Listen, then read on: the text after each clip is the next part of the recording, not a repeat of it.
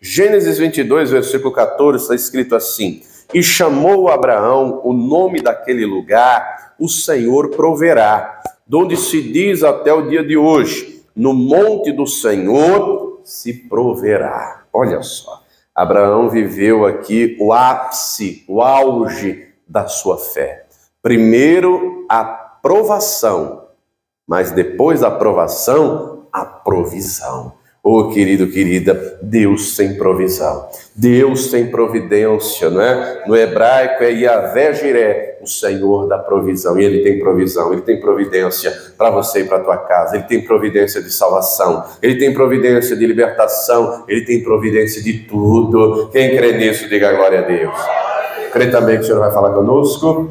Então, por gentileza, coloque tua Bíblia sobre o teu assento e vamos dar para o Senhor e para a sua palavra a melhor salva de palmas que você já deu. Feche os seus olhos, aplaudindo, glorificando. Senhor nosso Deus e Pai, Deus bendito, santo, amado e todo-poderoso, a tua igreja te aplaude e te glorifica. Abra os céus agora e receba o louvor da tua igreja, e por essa mesma abertura vai derramando a tua graça, a tua bênção, a tua virtude e o teu poder. Ninguém veio aqui ouvir o homem falar, o homem não tem nada a dizer, todos vamos ouvir a tua voz, a tua palavra. Então levamos os lábios do pregador, a boca do mensageiro, que eu e o Senhor cresça, remova toda barreira, todo obstáculo, e envia a tua palavra com poder e autoridade, e que a tua palavra agora vá e produza o resultado para a qual está sendo enviada, em nome do Senhor Jesus. Diga amém, Senhor. Tome teu assento, por gentileza, mas preste muita atenção. Se você trouxe papel e caneta, tome nota de tudo o que vai ouvir e aprender, amém? Traga sempre papel, caneta, anote tudo, confira tudo. Todo cristão tem a obrigação de conhecer a palavra de Deus, amém? Muito bem, sem sombra de dúvidas, tudo o que está escrito aqui na palavra de Deus é para nos ensinar, é para nos instruir. E hoje acabamos de ler um texto que fala a respeito de nada mais, nada menos, o pai da fé, não é? Abraão. E nós vemos ao longo da Escritura, amados, aqui no livro de Gênesis, e não só aqui, mas ao longo de toda a Escritura, a fé de Abraão foi sendo lapidada, foi sendo trabalhada por Deus, mas porque ele também deixou a sua fé ser trabalhada. A fé é mais ou menos como academia. Vou lhe dar um exemplo dos nossos dias para você conseguir entender. Não é? Eu não sei se alguém já foi ou vai em academia, mas imagine que você vai em academia e aí você começa lá pegando, por exemplo, aquele exercício de levantar peso, você começa lá 1 quilinho, né? E aí vai indo lá, levanta 1 quilinho e vai indo todo dia e vai indo. Dali alguns dias, né? Já dá para levantar 2. Dali alguns dias já dá para levantar 3, 4. E à medida que continua, cada vez vai aumentando. Não é que o peso ficou leve. Diga assim, é que eu fiquei mais forte. E eu me lembro, quando eu tinha 18 anos, parece que foi ontem, né? Sou um garoto. Mas naquela época eu fazia academia. E eu cheguei naquele exercício assim de peito, ó, levantar 40 quilos de cada lado, mais a barra que era 10, 90 quilos. Olha só, conseguia levantar assim. Mas se hoje eu for fazer aquilo, eu acho que só a barra já fica pesada. Não é? Por quê? Tem quase 20 anos que eu não malho. Então, do mesmo jeito, uma pessoa, e eu me lembro bem de um caso de um rapaz, que ele parou de malhar, chegou a ser forte até, era forte. Só que aí, por algumas situações, ele ficou uns 2 anos sem malhar. E quando ele apareceu de novo na academia, estava murcho, magro, fino. E aí, ele querendo, né, recuperar rapidamente a forma, ao invés de continuar malhando, ele começou a tomar anabolizante. E aí só inchou no lugar. O bíceps aqui era desse tamanho e o ombro fininho. Ô, coisa feia. O peito deu-se tamanho inchado e o antebraço fininho que parecia de um adolescente. Que coisa feia, não? Ao passo que quando uma pessoa vai ali diariamente, constantemente, continuamente, cada dia ela vai ficando mais forte. Por que eu estou dando esse exemplo? Porque a fé é mais ou menos assim. Quanto mais a gente exercita, não é que os problemas vão diminuindo. Os problemas são mais ou menos como o peso da academia, cada vez aumentando mais. Só que cada vez que a gente exercita a fé, cada vez nós vamos ficando mais fortes, mais fortes, mais fortes. E é o que nós vemos aqui na vida de Abraão. E ele vai crescendo na fé, e ele vai ouvindo a Deus, e ele vai andando com Deus, ele vai obedecendo a Deus, ele vai crendo em Deus. Muito bem. Até que chega um momento que o próprio Deus diz algo a ele, novo, que ainda não tinha dito, que está lá no capítulo 17, versículo 1. Deus vai dizer que ele era da idade de 99 anos, o Senhor apareceu a ele e diz: eu sou todo-poderoso. Ande em minha presença e seja perfeito. O Abraão entendeu isso. Quanto mais eu andar com Deus, mais eu serei aperfeiçoado, mais eu vou me parecer com ele. E assim foi. E aí o Senhor vai dizer mais. O Senhor vai dizer: olha, no tempo da vida, Deus muda o nome dele, né, de Abraão para Abraão, o nome de Sarai para Sara, e aí Deus agora vai dar uma data para a promessa se cumprir. 24 anos já havia se passado desde a primeira vez que ele ouve o Senhor falar com ele, para ele sair da sua terra e da sua parentela, mas agora ele vai dizer: no tempo da vida, e o tempo da vida é 9 meses, que é o tempo da gestação, sua mulher, a Sara, vai dar à luz um filho, e o nome do menino será Isaque. Olha que coisa tremenda. O Abraão, quando ouve aquilo, não contou conversa. O homem estava cheio de fé.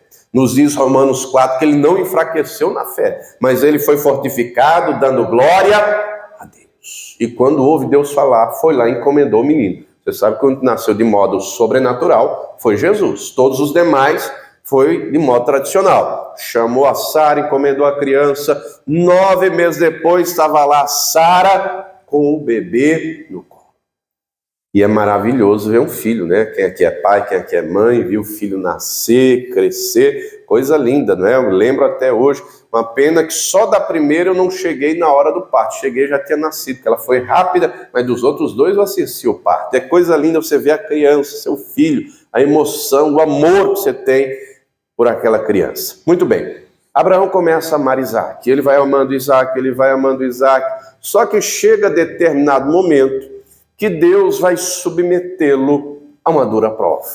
Capítulo 22, versículo 1, o texto nos diz que Deus, ele prova Abraão. Se você ler na tradução Almeida, não é? Acompanha aí comigo, o texto diz que tentou Deus. Se tiver escrito tentou, você grifa com a caneta, escreve do lado provou, e escreva do lado também Tiago, capítulo 1, versículos 12 e 13. Só para lhe dar uma explicação, não é? Para você entender melhor, o nosso português é uma língua muito vasta. O hebraico em que esse texto original foi escrito é uma língua mais antiga, então é um pouco mais restrito. Então uma palavra no hebraico, em português, tem vários significados. Se você pegar esse mesmo texto, por exemplo, numa outra tradução, na King James, por exemplo, vai estar escrito que Deus submeteu Abraão a uma prova. Por que ele pediu para anotar Tiago 1,12? Porque está escrito de maneira clara: bem-aventurado o homem, o varão, quando ele é provado. Porque quando for provado, sua fé vai resplandecer. E o texto deixa claro lá em Tiago que Deus não tenta a ninguém e não pode ser tentado pelo mal. Quem tenta é o diabo. E a tentação, o intuito, é cair no pecado, é cair no erro, na blasfêmia, enfim, é pecar contra Deus. Então o propósito da tentação é cair, mas na hora da tentação nós temos que fazer como Jesus fez, não é? Como diz Tiago 4,7, sujeitai-vos, pois, a Deus, resisti ao diabo e ele... Não foi o que Jesus fez? O diabo foi, está escrito em Mateus 4, Lucas 4, foi lá no deserto para tentá-lo, mas Jesus não caiu na tentação, resistiu firme. Palavra, oração, jejum, obediência a Deus, vontade de Deus em primeiro lugar, venceu e o diabo bateu em retirada. 1 de Pedro 5,8 diz que o inimigo é como um leão bramando ao derredor, buscando a quem possa tragar. O versículo seguinte diz: ao qual resisti-lhe firme na fé, sabendo que não é só vocês, mas todos os irmãos do mundo passam por essas tentações. Jesus nos ensina dizendo: vigiai e orai para que não entreis em tentação. Então quem tenta é o tentador, quem tenta é o maligno. Deus não tenta, Deus prova. E a prova nos dá a ideia de escola. Vou trazer aqui uma ilustração para você entender melhor. Na escola, todo mundo já foi, alguns até estudam ainda, na escola, na hora da aula, o professor fala e o aluno tem que prestar atenção e tem que anotar. E o aluno tem que estudar e entender. Porque quando chega a hora da prova, o professor, é ou não é? O aluno tem que demonstrar na hora da prova que ele aprendeu. Que ele aprendeu. E se, porventura, tira uma nota ruim, ele é reprovado. Tem que fazer a prova de novo. É uma pena, né, que no nosso estado, eu acredito que ainda tem, não sei se ainda tem, quem souber depois me diga, um negócio chamado progressão continuada no estado de São Paulo, que o aluno não reprova por nota, né? Mas antigamente reprovava. Mas na faculdade pelo menos reprova, pelo menos na que eu fiz, né? Na faculdade de Direito que eu fiz, teve aluno que reprovava. Na hora da aula, a maioria dos professores saía falando, o que eu fazia? Caneta. Quando terminava a aula, eu tinha anotado 4, 5 folhas. Muitos colegas não anotavam praticamente nada. Chegava na hora da prova, eu ia bem e os colegas iam mal. Olha que coisa. Né? Chegou determinado período que eu comecei a vender cópia do meu caderno. Muita gente pedindo emprestado. Eu falei, não, vou ter que cobrar, que não é possível um negócio desse. Metade da sala querendo cópia do meu caderno, porque a turma não copiava. Quando chegava na hora da prova, meu irmão, você está aprendendo aqui, o Espírito Santo está te ensinando, e na hora da prova ele quer ver você colocando em ação o que aprendeu. Quem já está entendendo, eu digo a glória a Deus. Deus é o professor, o Espírito Santo de Joel é o ensinador de justiça. Então preste atenção, anote, deixa a palavra entrar no teu coração, porque na hora da prova você tem que mostrar que aprendeu. Na hora da prova é ter fé, porque ter fé quando está tudo bem é fácil. Ter fé quando tem saúde é fácil, difícil é ter fé quando está doente. Ter fé quando o casamento está bem é fácil, difícil é quando o negócio está abalado. Ter fé quando tem dinheiro é fácil, difícil é quando está endividado. Ter fé quando está tudo bem é fácil, difícil é na hora da luta. Mas na hora da luta é que a gente prova aquilo que aprendeu. É na hora da luta que a gente tem que colocar fé em ação. É na hora da luta que nós temos que acreditar, eu sei que o meu Redentor vive, e Ele vai se levantar sobre a terra, e Ele vai mudar o meu estado, Ele vai mudar a minha situação. Eu não vivo pelo que eu vejo, eu vivo pelo que eu creio. É na hora das lutas, é na hora das adversidades. E você já reparou que é na hora das lutas e adversidades que mais parece que Deus já se calou? Você já reparou? Parece que Deus não responde, parece que Deus não ouve, parece que Deus não faz, porque na hora da prova a gente tem que mostrar aquilo que nós aprendemos. Deus então vai submeter Abraão ao auge, ao ápice da prova. Qual o intuito disso? Qual o propósito disso? Versículo 2, vamos entender. Gênesis 22, 2. E disse, toma agora o teu filho, o teu único filho, Isaque. Compreenda que ele já tinha o Ismael também. Se você ler o capítulo 16 de Gênesis, Ismael nasceu lá. Por que Deus diz o único? Olha a continuação. A quem amas. O Isaque era o da promessa. O Ismael não. Ele amava. E amava o Isaque. Toma o teu único filho a quem amas. Vai à terra de Moriá. E oferece-o ali em holocausto sobre uma das montanhas que eu te direi. Compreenda que Deus é aquele que conhece os nossos corações. Como disse o Senhor a Samuel, não é? 1 Samuel 16, Deus não vê como o homem vê. O homem vê, a aparência, a embalagem. Deus vê o conteúdo, a essência, aquilo que está dentro. Deus vê o coração. Deus sonda o coração de Abraão. E Deus vê que ele está amando e amando muito a Isaque. Só que esse amor chegou num nível que não podia chegar. Como assim, pastor? Como assim? Não é com Abraão, mas é com Moisés que Deus vai trazer os mandamentos. Você lembra qual era o primeiro mandamento? Misericórdia, irmão. Curso de teologia para todo mundo. Amar a Deus sobre todas as... Aí Jesus vai além. Quem amar mais pai, mãe, filho, esposa, marido do que a mim, não é digno de mim. Olha só. Então Deus vê em que nível que está esse amor no coração de Abraão por Isaque em relação a ele. Se Deus não estiver no primeiro lugar, ele não está em lugar nenhum.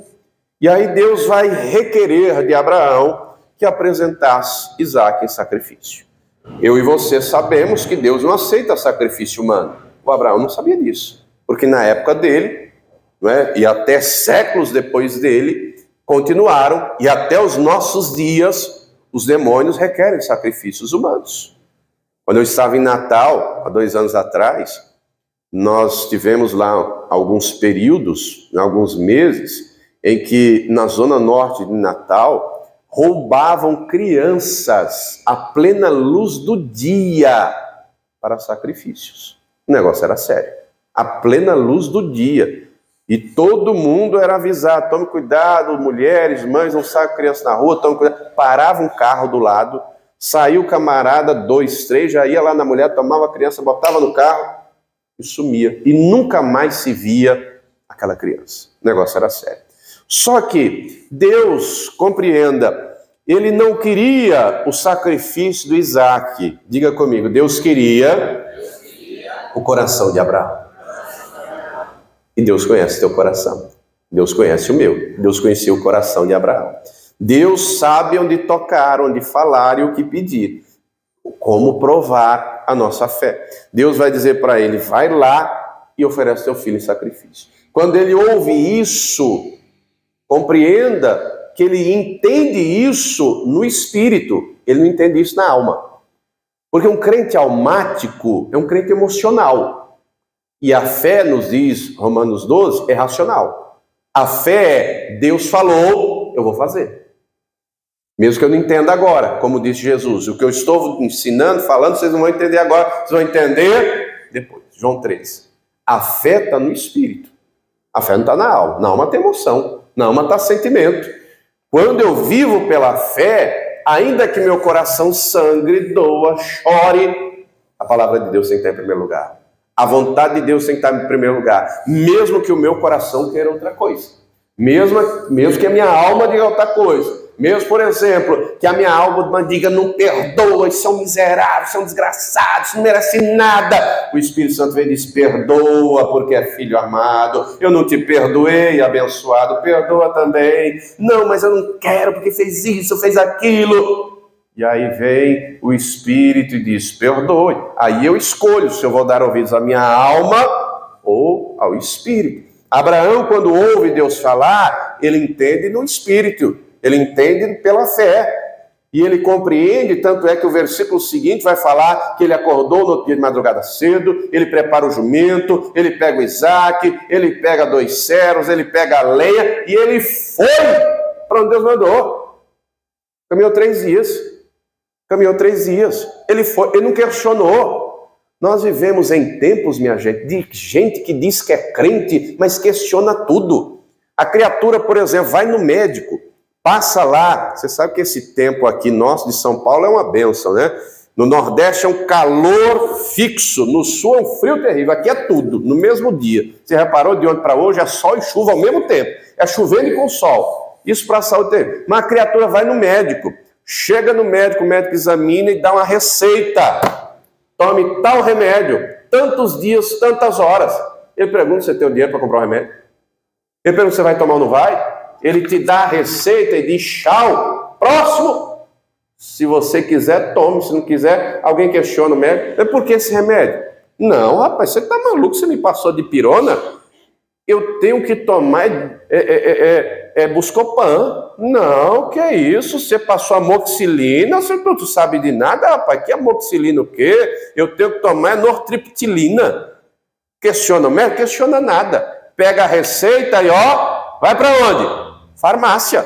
Comprar o remédio e tomar. Se o médico falou, é porque o médico sabe. E aí não questiona o médico, não questiona o advogado, não questiona o juiz. Mas quando ouve Deus falar, sim, rapaz, será? Sei não pode, não é possível, não pode, não é possível. Abraão não questionava não, irmão, Deus falava, ele fazia. O cara saiu a pé, com um jumento, um filho e mais 2 servos e andou, foi 3 dias. A gente vive num tempo de crente preguiçoso, não quer fazer nada. Quer ficar sentado, de braço cruzado ou deitado no sofá, o Senhor que faça, viu? Estou esperando, tá? Está demorando, viu? Nós vemos uma geração que não se esforça para nada. Só quer que Deus abra o céu e derrame chuva de bênção. Ô irmão, Deus só faz o impossível. Se você não fizer o possível, você vai cansar de esperar. Vai cansar de esperar. Porque Deus é Deus comigo ou sem você, Deus é Deus do mesmo jeito. Agora, quando nós fazemos a nossa parte, a fé é demonstrada por obras. E quando nós agimos pela fé, quando nós fazemos aquilo que Deus falou, aí Deus abre o céu, aí Deus opera maravilhas, Ele opera milagres.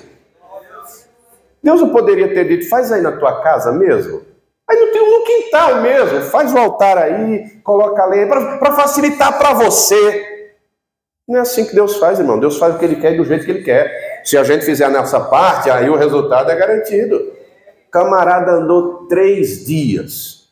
Quando chega lá, quando Deus falou com ele, ele é o pai da fé. Ele tinha entendimento, ele tinha discernimento, porque ele andava com Deus. Acontece com você, por exemplo, no casamento, você está X tempo com o marido, com a esposa, e você conheceu o cônjuge, por exemplo, pela fisionomia. Não precisa nem falar, você já saber e deduzir o que ela está pensando. Eu estou com a minha esposa, já tem pouco mais de casado, vai 14 anos. Mas a gente tem um nível de intimidade que eu conheço ela sem ela falar. Eu sei o que ela pensa. Opa, só é Deus que se mostra? Não, é minha conversa com ela.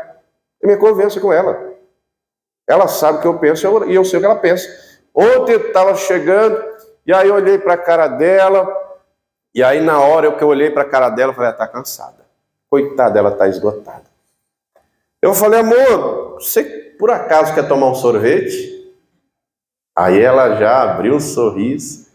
Ela falou, nossa, você não sabe, os meninos estavam pedindo sorvete. Eu falei, pois é, então nós vamos tomar sorvete.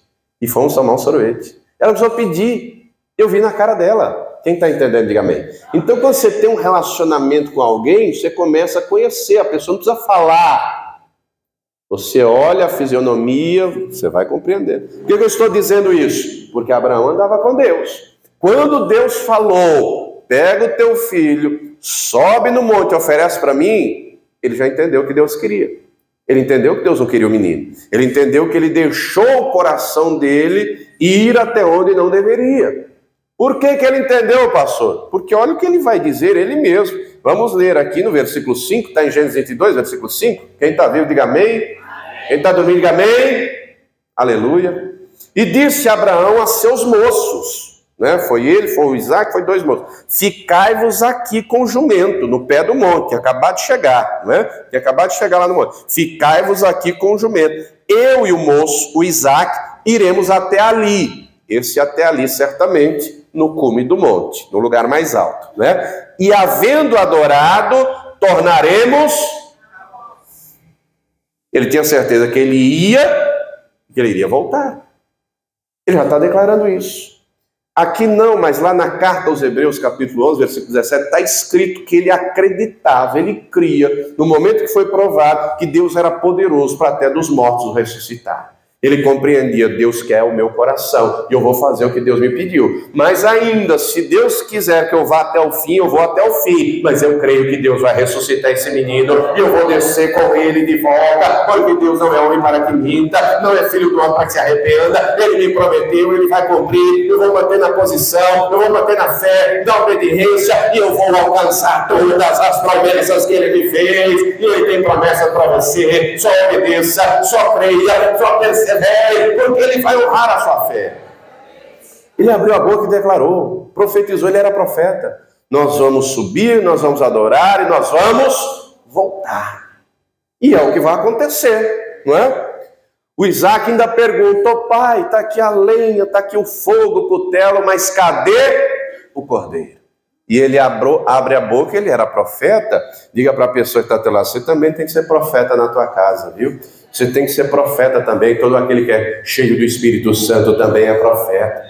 Ele abre a boca, versículo 8, e disse a Abraão, Deus proverá para si o cordeiro para o holocausto, meu filho. Ele abriu a boca e declarou, Deus não quer que eu sacrifique você, Deus quer, é o meu coração, eu vou dar o meu coração a ele, vou provar que o meu coração está nele, e ele vai prover esse cordeiro, ele vai prover esse holocausto, ele vai prover o sacrifício. Oh, querido, Deus quer o meu e o teu coração, e quando o nosso coração está nele, em verdade, em sinceridade, em integridade, aí ele opera maravilhas. Abraão entendeu isso. Ele sobe no monte, ele vai ter trabalho, porque ele vai ter que fazer um altar de pedras, né? ele pega as pedras, ele junta as pedras. Você já amontoou pedra alguma vez? Tente alguma vez amontoar pedra para você ver o trabalho que dá. Ele vai pegando pedra, ele vai pegando e vai amontoando e vai montando. Às vezes, né, quando você vê no filme, na novela, enfim, a cena já está lá pronto, mas foi ele que montou. No monte era inabitado nessa época, não tinha ninguém. Ele está lá com o filho, ele pegou as pedras, ele juntou, ele fez o altar, depois ele colocou a lenha por cima, depois ele falou com Isaac. O Isaac aqui não era criança, um bebê, não, já era adolescente. Se ele quisesse, ele poderia ter fugido, mas o Isaac está na mesma fé dele. O Isaac está com o mesmo coração. O Senhor quer o coração do meu pai. E ainda que se porventura meu pai precisar cumprir como Deus falou, do jeito que Deus falou, me sacrificando, Deus vai me ressuscitar, porque Deus prometeu, eu sou descendência do meu pai. Ele está na mesma fé. E aí o Isaac deita sobre a lenha, sobre o altar. E o Abraão pega o cutelo, a peixeira, a faca e vai desferir o golpe. Quando vai desferir o golpe, o Senhor brada do céu Todo-Poderoso. Quando ele vai desferir o golpe, Senhor, o Senhor quer isso, é o que eu vou fazer. A alma pode estar gemendo, o coração pode estar sangrando, a alma pode estar doendo, mas a alma vai ficar quieta e calada, porque eu não vivo pela alma, eu vivo é pela fé, eu vivo é pela tua palavra, eu faço a tua vontade, e a tua vontade é prioridade na minha vida. E aí ele pega aquele cutelo, ele vai desferir o golpe, e Deus brada, Abraão! Abraão! Não faças isso. Está escrito que Deus bradou, não está escrito que Deus falou, Abraão. Está escrito que Deus bradou? Lê aí. Está escrito aí, versículo 11. O anjo do Senhor, com letra maiúscula aqui, representa Jesus Cristo, tá, minha gente? O anjo do Senhor lhe bradou desde os céus. Abraão, Abraão. E ele disse, eis-me aqui. Então disse, não estendas a mão sobre o moço, e não lhe faças nada, porquanto agora sei que temes a Deus e não me negaste. Se fosse um anjo qualquer, diria, não negaste a Deus. Não estaria em primeira pessoa. Por isso que esse anjo aqui com letra maiúscula representa Jesus. Não me, para mim, eu, primeira pessoa do singular. Não me negaste o teu filho, o teu único. Olha só, Abraão compreendia, Deus não queria o sacrifício de Isaac, Deus queria o coração dele. Agora pergunto para a pessoa que está do teu lado, quem ou o que é o Isaac na tua vida? Como assim, pastor? Não entendi. Quem ou o que está entre você e Deus? Quem ou o que tem impedido você de alcançar as promessas? Quem ou o que tem impedido o céu de se abrir sobre a sua vida? Como assim, pastor? No caso de Abraão era o Isaac, era o filho. Tem casos de pessoas que é o marido, que é a esposa, que é o filho, ama mais o marido, a esposa, o filho do que a Deus.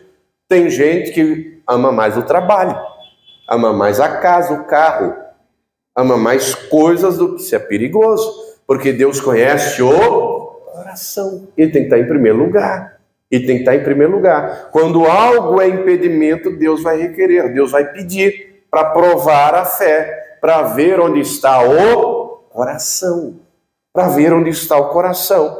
O coração de Abraão estava em Deus. Quando Deus pediu, automaticamente, quando ele ouviu, ele já entendeu o que Deus queria. É por isso que ele vai dizer, nós vamos subir e nós vamos descer. Ainda que eu tenha que sacrificá-lo, Deus é poderoso para o ressuscitar. E assim ele ouve Deus bradar, não precisa fazer isso, porque agora eu sei que você teme a Deus. E Deus vai dizer, mas está aí o cordeiro para o holocausto, para você oferecer no lugar do seu filho. E aí Abraão, versículo 14, onde começamos a mensagem, chamou o nome daquele lugar, do Monte Moriá, Senhor proverá, Yahvé Jiré, onde se diz até o dia de hoje, no monte do Senhor se proverá. Deus proveu salvação, Deus proveu libertação, Deus proveu o cordeiro substituto, e tudo isso representava o que iria acontecer 2000 anos depois com Jesus Cristo. Não foi um cordeiro, foi o próprio Deus que foi morto, o cordeiro de Deus que tira o pecado do mundo, para prover a mim e a você salvação, libertação, perdão de pecados, vida eterna. E se ele prover aquilo que tem mais valor, diga comigo, ele vai prover as demais coisas também. Agora, para vir provisão, primeiro a aprovação. Muita gente só quer a providência e não compreendeu que primeiro tem que passar na prova. Você lembra daquele louvor do irmão Lázaro? Vou passando pela prova. Como é que você passa pela prova? Murmurando? Reclamando? Não vou mais para a igreja, não vou mais fazer campanha. Por que Deus deixou isso? Por que Deus deixou aquilo? Ô irmão, quem conhece a Deus não murmura nem reclama. Você lembra do caso de Jó? Perdeu tudo, mas não perdeu a fé. Arrancou os cabelos da cabeça, rasgou as vestes e adorou. Deus deu, Deus tomou, bendito seja o Senhor. No auge do sofrimento ele brada, eu sei que o meu Redentor vive, ele vai se levantar sobre a terra, ele vai mudar o meu estado, e Deus mudou o estado dele, Deus restaurou a saúde dele, Deus restaurou o casamento, Deus deu 10 filhos, Deus deu o dom do patrimônio, e ele quer fazer maravilhas também na tua vida, meu irmão. Tudo isso aqui é para nos ensinar, é para nos instruir. Na hora da aprovação, é hora de crer, é hora de obedecer, não é de murmurar, de questionar, de retroceder, mas é de acreditar. O Senhor pediu, o Senhor terá, porque eu vou fazer a minha parte, eu vou me esforçar, eu vou honrar o Senhor, eu vou honrar a tua palavra, a tua vontade, e eu creio que a providência virá, a paz virá, a alegria virá, a libertação virá, a bênção virá, para glorificar o nome dele. Mas o texto diz mais, no versículo 16, vou ler o 15 e 16, então o anjo do Senhor bradou a Abraão pela segunda vez os céus e disse, por mim mesmo jurei, diz o Senhor, porquanto, se você tiver uma caneta, grife esse trecho. Fizeste esta ação. E não me negaste teu único filho, aí vem, né, um monte de bênçãos, de veras te abençoarei, grandissimamente multiplicarei tua semente, como as estrelas do céu, como a areia que está na praia do mar, a tua semente possuirá postos inimigos, em tua semente serão benditas todas as nações da terra, porquanto obedeceste a minha voz. Mas grife no versículo 16, porquanto fizeste esta ação. Amados, tem coisas que nós fazemos que entram no coração de Deus. Tem coisas que nós fazemos que entram no coração de Deus. Qual foi a ação de Abraão? E essa ação repercutiu geração após geração, até chegar aos nossos dias, 4.000 anos depois. Abraão se tornou o pai da fé, se tornou a inspiração. E a palavra deixa claro que quem é da fé é filho de Abraão. Agora, tem que ter as obras que Abraão tinha.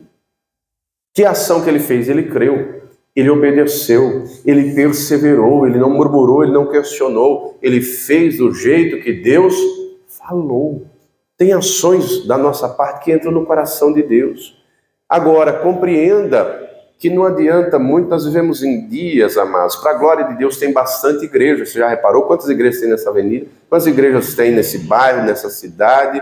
Né? Aqui em Carapicuíba eu não sei ao certo a quantidade total de igrejas, eu sei que tem muitas. Em Barueri eu sei que tem pelo menos 700, que lá tem uma secretaria de assuntos religiosos e foi lá um auxiliar do secretário que disse, só lá em Barueri tem 700 igrejas. Mas imagine aqui em Carapicuíba também, em Osasco, em São Paulo. Glória a Deus tem bastante igreja, né? Glória a Deus, está cheio de gente por aí. Agora, adianta estar no templo, ser batizado nas águas, tomar ceia e não ter a fé de Abraão? E não ter as ações que ele teve? Né? Como assim, pastor? Vamos lá para o Novo Testamento, João capítulo 8. Olha o que Jesus vai dizer. Muita gente, infelizmente, está na igreja, mas é crente Raimundo, pé na igreja, pé no mundo. Está na igreja, mas as ações, as atitudes, o comportamento não testifica que de fato é filho de Abraão. Vai lá comigo, João capítulo 8. João capítulo 8. Olha o que Jesus vai dizer. Vou ler o versículo de número 38 e 39. Eu falo, Jesus falando, eu falo do que vi junto de meu Pai. E vós fazeis o que também vistes junto de vosso Pai. Responderam e disseram-lhe, nosso pai é Abraão. Jesus disse-lhes, se fosseis filhos de Abraão, farias as obras de... Olha só.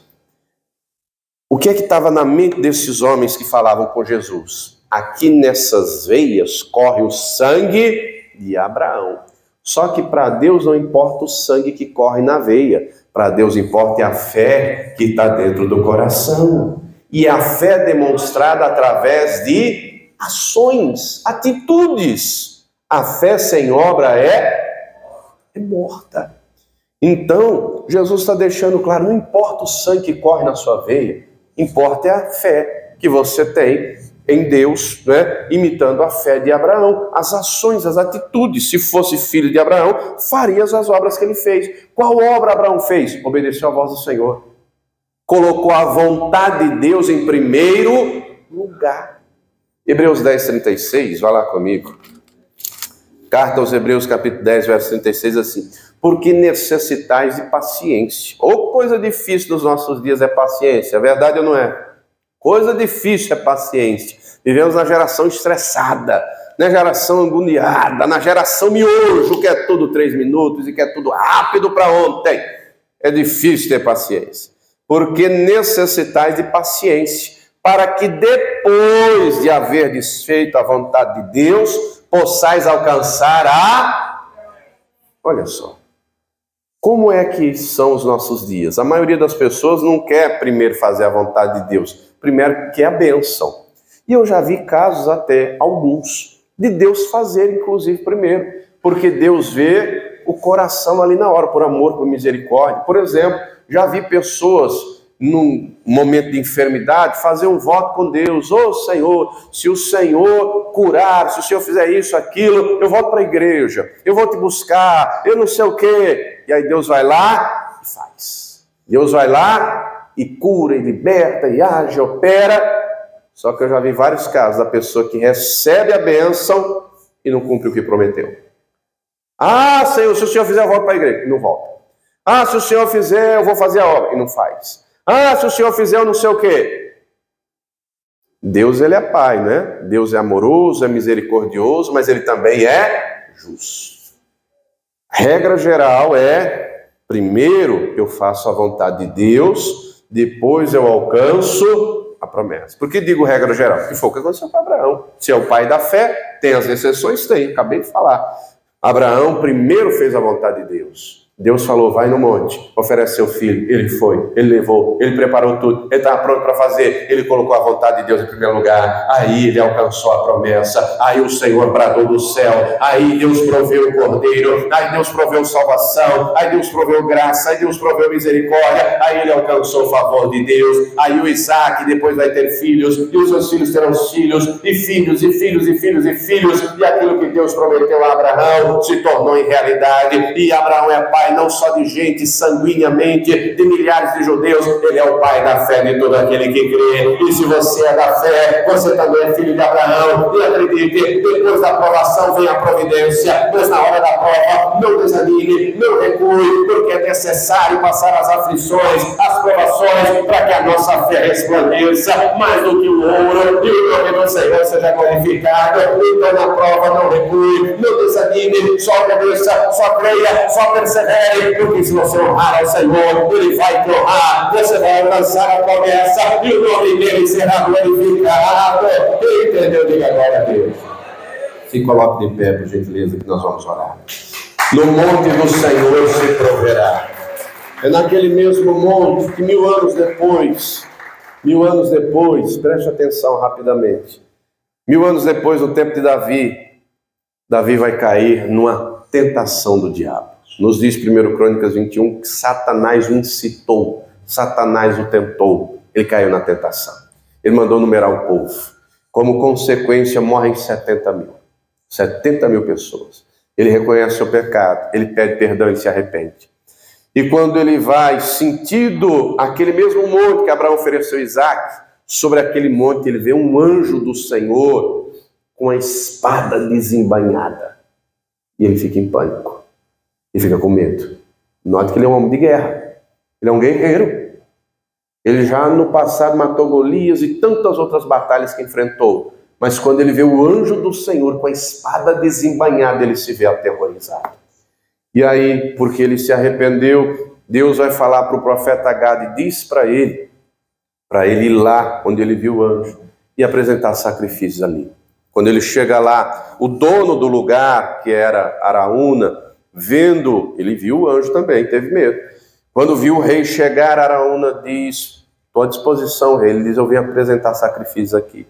E o rei, o Araúna imediatamente: está aqui os bois, está aqui tudo. Precisa do quê? Da lenha? Pode usar aqui os trilhos, pode usar tudo para lenha. Quer cereal também? Pode. Davi imediatamente diz: eu não vou apresentar a Deus sacrifício que não me custe nada. Naquele lugar, ele apresenta sacrifício a Deus, com um coração sincero. Deus contempla, Deus responde do céu com fogo.